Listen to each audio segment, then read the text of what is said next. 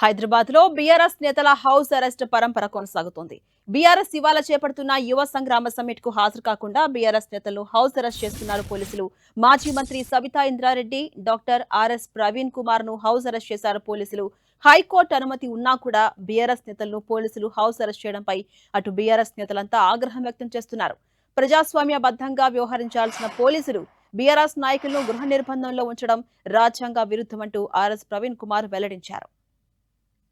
Telangana high court అదేవిధంగా గౌరవ Malkajgiri police commissioner శ్రీమతి సుమతి గారు వీళ్ళందరూ ఇన్ రైటింగ్ పర్మిషన్ ఇచ్చిన తర్వాత కూడా మాలాంటి నాయకులను వీళ్ళందరినీ కూడా పోలీసులు అరెస్ట్ చేసి గృహ నిర్బంధంలో ఉంచి ఆ మీటింగ్కు పోకూడదని ఇన్ని కుట్రలు చేస్తున్నారంటే ఇంకా తెలంగాణలో రాజ్యాంగం ఇచ్చిన జీవించే హక్కు కానీ లేకపోతే స్వేచ్ఛగా తిరిగే హక్కు article 19 clause 1 clause A clause B ఈ విధంగా రాజ్యాంగం నుంచి సంక్రమించిన హక్కులకు కూడా మరి ఏమాత్రం కూడా రక్షణ లేకుండా పోయింది.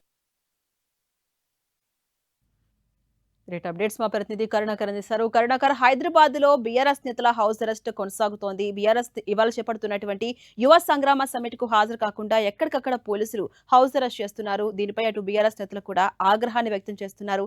హైకోర్టు అనుమతి ఉంది, కానీ ఇలా ఎందుకు చేస్తున్నారంటూ ప్రశ్నిస్తున్నారు. అప్డేట్స్ ఏంటి కరుణాకర్? ఎస్ రాణి, మరి కాసేపట్లో సరూర్ నగర్ ఇండోర్ స్టేడియంలో బీఆర్ఎస్ పార్టీ యువ సంగ్రామ సదస్సును ఏర్పాటు చేసింది. ఈ సదస్సుకు బీఆర్ఎస్ వర్కింగ్ ప్రెసిడెంట్ కేటీఆర్ హాజరవుతున్నారు. 10 గంటలకు ఈ సదస్సు ప్రారంభం కాబోతుంది.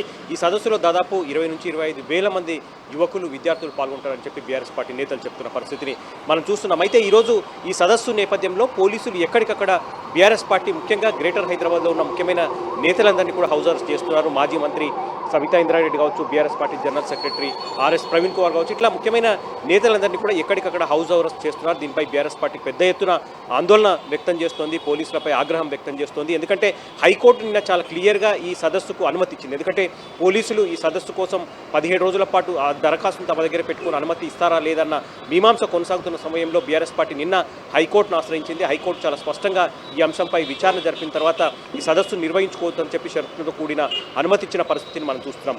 హైకోర్టు అనుమతి ఇచ్చినప్పటికీ కూడా పోలీసులు ఈ విధంగా నిరంకుశ ధోరణిలో ఎక్కడికక్కడ ఈ సదస్సుకు వెళ్లకుండా ముఖ్యమైన నేతల్ని హౌస్ అరెస్ట్ చేయడం పట్ల బీఆర్ఎస్ పార్టీ పెద్ద ఎత్తున ఆందోళన వ్యక్తం చేస్తుంది. పోలీసుల తీరు పట్ల పెద్ద ఎత్తున ఆగ్రహం వ్యక్తం చేస్తున్న పరిస్థితిని మనం చూస్తున్నాం. మొత్తం మీద ఈరోజు ఈ సదస్సు నిర్వహించడానికి ఏదైతే ఎన్నికల ముందు 2023 ఎన్నికల ముందు కాంగ్రెస్ పార్టీ యువకుల కోసం, విద్యార్థుల కోసం ఏదైతే యూత్ డిక్లరేషన్ పేరుతో కాంగ్రెస్ అగ్రనాయకురాలు ప్రియాంక గాంధీ చేత ఇక్కడ హామీలు ఇప్పించిందో అందులో ప్రధానంగా మొదటి ఏడాది 2 లక్షల ప్రభుత్వ ఉద్యోగాలు కావచ్చు, లేకపోతే స్కాలర్షిప్లు కావచ్చు, నిరుద్యోగ భృతి కావచ్చు, ఇటువంటి పెద్ద ఎత్తున 20కి పైగా యువకులకు, విద్యార్థులకు ఇచ్చిన హామీలను ఏ ఒక్కటి కూడా అమలు చేయట్లేదని చెప్పి బీఆర్ఎస్ పార్టీ చాలా రోజులుగా ఆరోపిస్తూ వస్తుంది.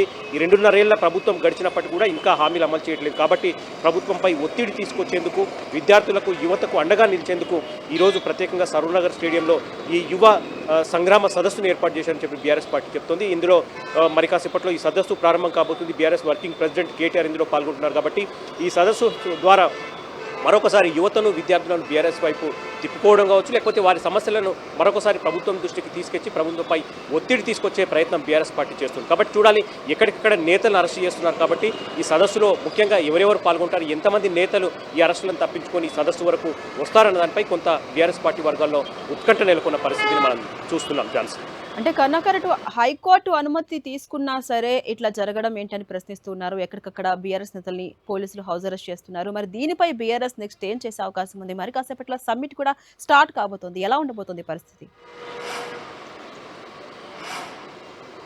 ఎస్, ఖచ్చితంగా హైకోర్టు అనుమతి ఇచ్చింది, షరతులతో కూడా అనుమతి ఇచ్చింది, సదస్సు నిర్వహించుకోవచ్చు అని చెప్పింది. అయినప్పటికీ కూడా ఎక్కడికక్కడ ఈ నేతలను, సబితా ఇంద్రారెడ్డి కావచ్చు, ఆర్ఎస్ ప్రవీణ్ కుమార్ కావచ్చు, ఇట్లా నేతల్ని అరెస్ట్ చేయడం పట్ల బీఆర్ఎస్ పార్టీ తీవ్ర ఆగ్రహం వ్యక్తం చేస్తోంది.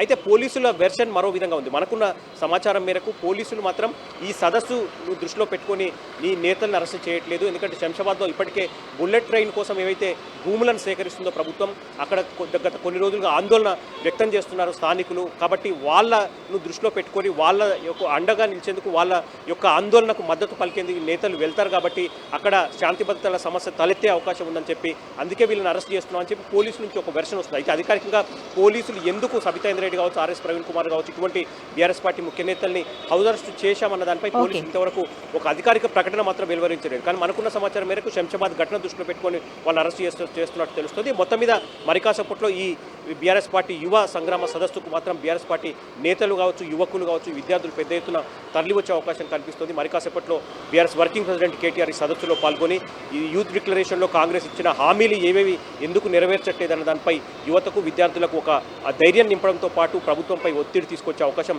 స్పష్టంగా కనిపిస్తుంది. రాణి, రైట్, థ్యాంక్ యూ కరుణాకర్.